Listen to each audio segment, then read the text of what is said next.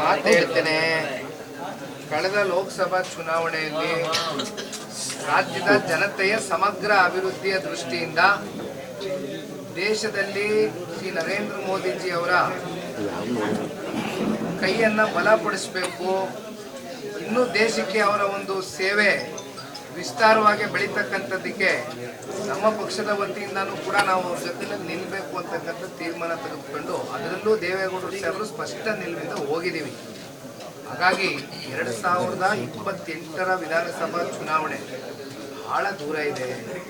2.5 ವರ್ಷ ಕಂಪ್ಲೀಟ್ ಆಗಿದೆ. ಇನ್ನು ಈ ರಾಜ್ಯ ಸರ್ಕಾರದ ನೋಡಿದ್ದೀರಿ, ಪುಟ್ಟ ಜಾಹೀರಾತುಗಳವೆಲ್ಲ ನಾವು ಬರೋದಿಲ್ಲ.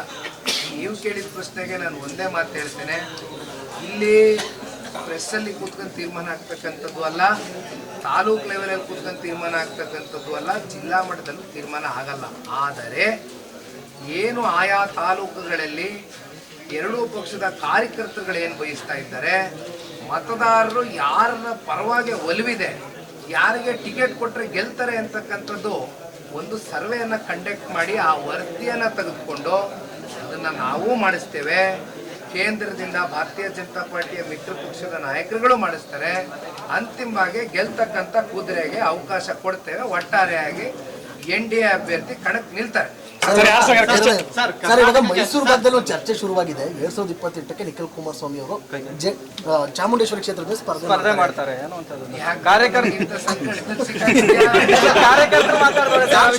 ಆಲ್ರೆಡಿ ಚರ್ಚೆ ಶುರುವಾಗಿದೆ.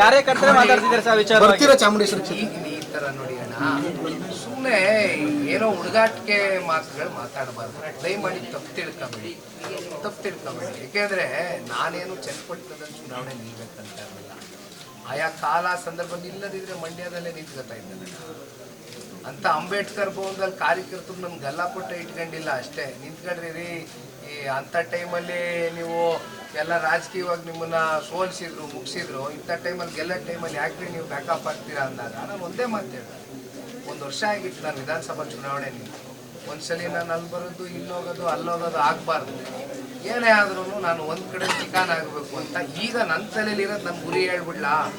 ನನ್ನ ಗುರಿ ಇರ್ತಕ್ಕಂಥದ್ದು 2004 ಏನು ಇವತ್ತಿರ್ತಕ್ಕಂಥ ಮುಖ್ಯಮಂತ್ರಿಗಳಿದ್ರು, ಆಗ 58 ಸೀಟ್ ಏನು ಜನತಾದಳ ಪಕ್ಷ ತಗೊಂಡಿದ್ವು, ಆ 58 ಗುರಿಯನ್ನು ಮುಟ್ತಕ್ಕಂಥದ್ದು, ದಾಟಿಸ್ತಕ್ಕಂಥದಕ್ಕೆ ನಿಖಿಲ್ ಕುಮಾರಸ್ವಾಮಿ ಹೋರಾಟ ಹೊರತುಪಡಿಸಿ ಯಾವುದೋ ಕ್ಷೇತ್ರದ ಮೇಲೆ ಕಣ್ಣಿಟ್ಟಿರ್ತಕ್ಕಂಥ ನಿಖಿಲ್ ಕುಮಾರಸ್ವಾಮಿ ಅಲ್ಲ. ಬಹಳ